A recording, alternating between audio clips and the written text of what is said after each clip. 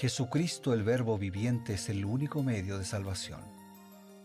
Él es el centro del pensamiento de nuestra vida, la fuente y la autoridad de la doctrina. El principal propósito de la vida de Cristo fue la obediencia a los mandamientos, exaltando la ley de Dios como un reflejo de su carácter. El principal mensaje a ser predicado en el mundo, basado en Apocalipsis 14, está representado por 3 ángeles llevando el Evangelio eterno al mundo entero. Este mensaje se basa en los encantos inigualables de Cristo y declara que la hora del juicio ha llegado y llama a obedecer los mandamientos de Dios. Mediante su palabra, Dios ha comunicado a los hombres el conocimiento necesario para la salvación. Las Santas Escrituras deben ser aceptadas como dotadas de autoridad absoluta y como revelación infalible de su voluntad. Y aunque el canon de las Escrituras inspiradas está cerrado, el Espíritu Santo continúa iluminando, amonestando y confortando al pueblo de Dios a través del testimonio de Jesús, el Espíritu de profecía. El camino a la vida se traza a través de un camino angosto que debe ser recorrido con confianza en las promesas que Dios dejó a hombres y mujeres fieles que dedicaron sus vidas hasta la muerte por el Evangelio eterno. Los fundadores de la Iglesia soñaron con el día en que la revelación sería una realidad en sus vidas. Miraron con los ojos de la fe a aquel día glorioso cuando finalmente la promesa sería cumplida en la venida magistral de Jesucristo a esta tierra para recompensar a cada uno según sea su obra.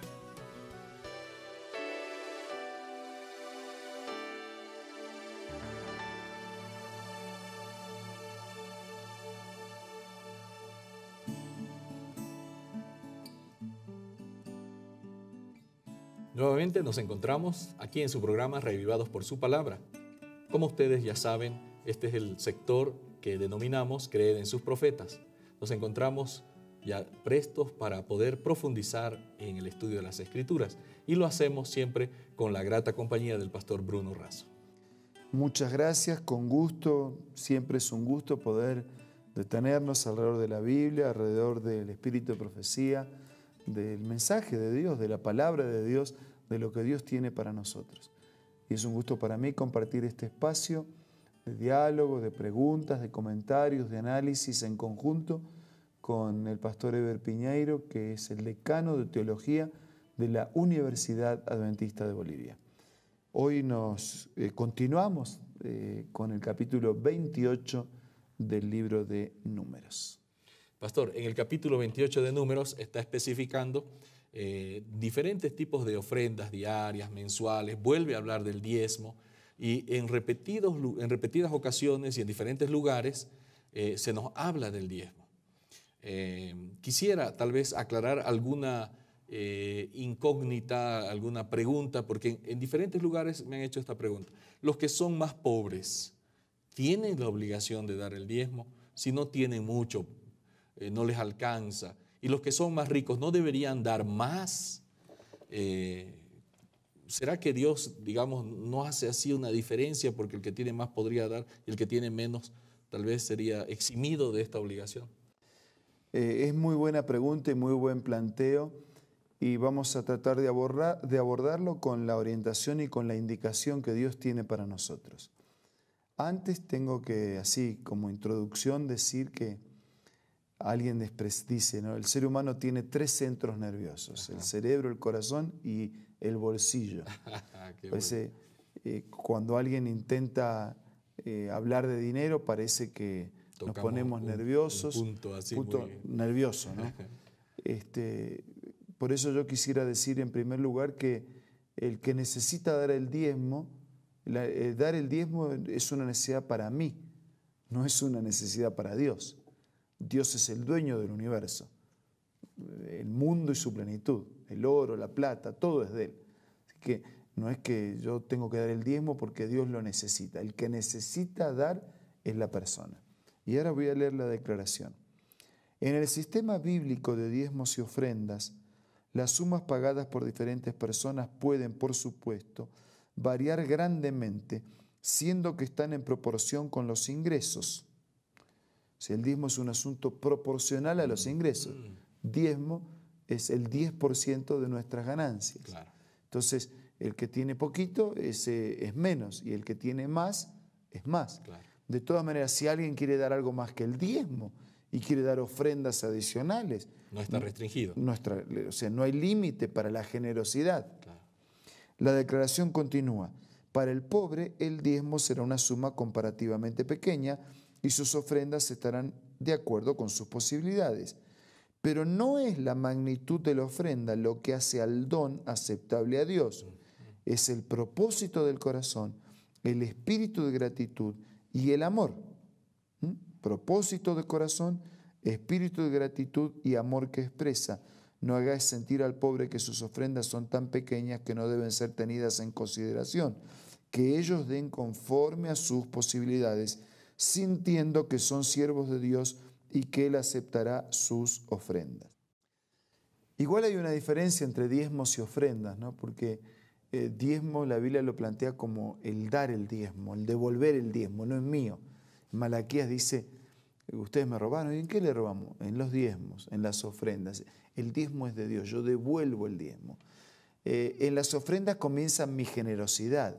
Entonces yo puedo dar más ofrendas o menos ofrendas. Dios es el mejor lugar donde invertir lo que tenemos. Ahora, si yo voy a dar, porque si doy, Dios me va a dar más, entonces no es una relación de fe, claro, sino es un negociado que quiero hacer con Dios. Entonces no me sirve, ni le sirve a nadie. Por eso dice que tiene que tener en cuenta el propósito del corazón, el espíritu de gratitud y el amor. Hay un incidente en la Biblia que sin duda, Pastor Eber, recuerdas muy bien, y seguramente muchos de nuestros amigos y hermanos también lo recuerdan, de una pobre viuda que tenía 2 moneditas del tamaño, no el tamaño, o sea, el valor más insignificante de la moneda de aquellos días. Y seguramente el tamaño también. Y seguramente el tamaño también, pero digamos, eran pequeñas en tamaño y súper pequeñas en su valor. Claro. Y por el otro lado había otros que daban allí, hacían sonar lo que daban a la vista, que todo el mundo lo viera. Se paraban en las esquinas para mostrar su dadivosidad. Y Jesús, que contempló la escena, dijo, y quedó registrado en la Biblia, que aquella viuda dio más que los otros. Pero los otros habían dado más. ¿Cómo es que Jesús dice que esta dio más? Cuantitativamente dio menos, pero cualitativamente dio más. Porque aunque era poco, dio todo lo que tenía. Y porque lo dio de corazón, lo dio por gratitud y lo dio por amor. Esa es la manera que Dios espera que nosotros entreguemos nuestros diezmos y nuestras ofrendas. Con fidelidad, con generosidad, con gratitud, con amor.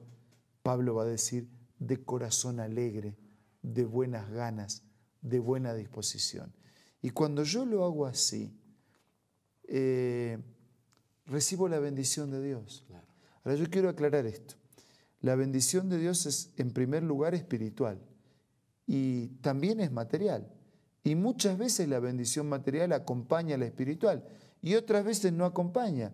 Pero si yo estoy en paz con Dios por haber hecho lo que Él me pidió, aunque no aparezcan bendiciones materiales adicionales, igual tengo que quedar satisfecho, porque mi vida en paz con Dios es la mejor bendición que yo puedo recibir.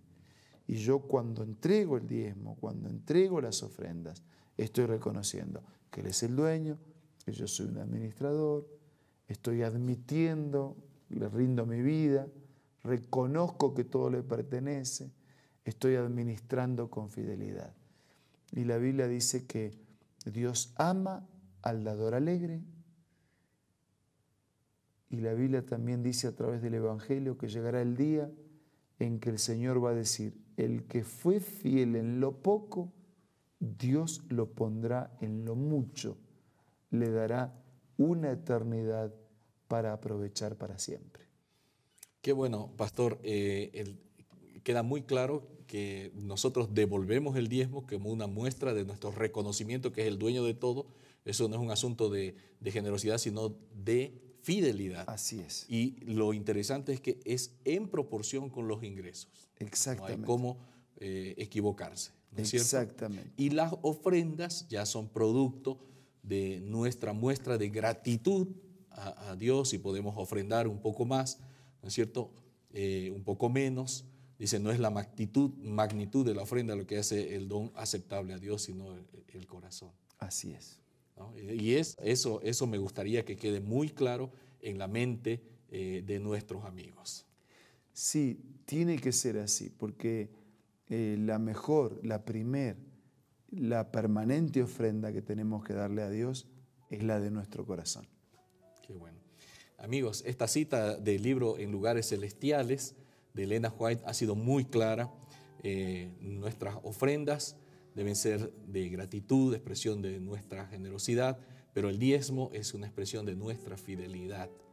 No estamos siendo generosos al devolver el diezmo, sino solamente fieles. Con esta idea vamos a tener un consejo importante también y enseguida volvemos.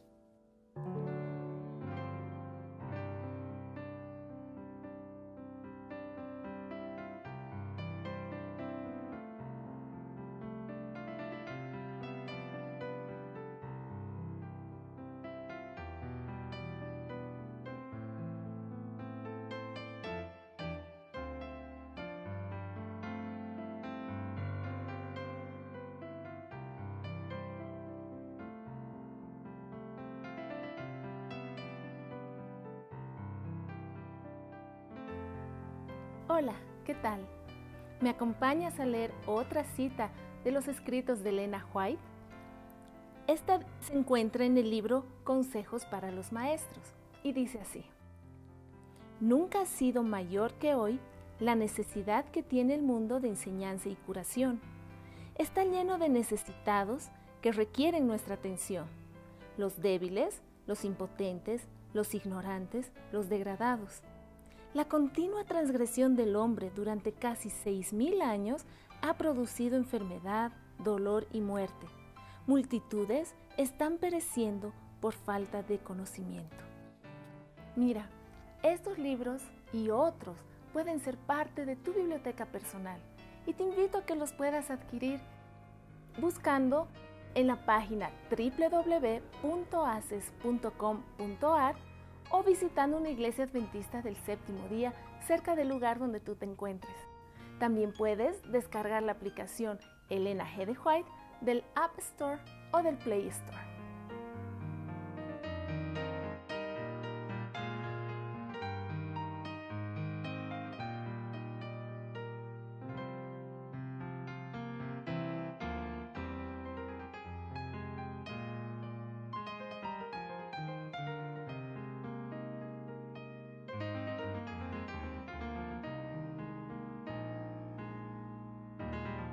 Queremos expresar nuestra gratitud a Dios por los dones materiales, pero sobre todo los dones espirituales. Vamos a orar.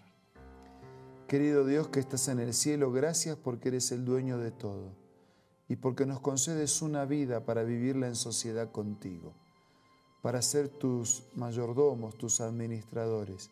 Te pedimos que llenes nuestro corazón de tu presencia, de tu amor, para que podamos ser fieles en la devolución de los diezmos, generosos en la entrega de nuestra ofrenda, ofrendarte por sobre todo nuestro corazón y nuestra vida, con un espíritu de alegría, de gratitud, de amor y de compromiso, y que en tu misericordia derrames tus bendiciones en cada uno de tus hijos.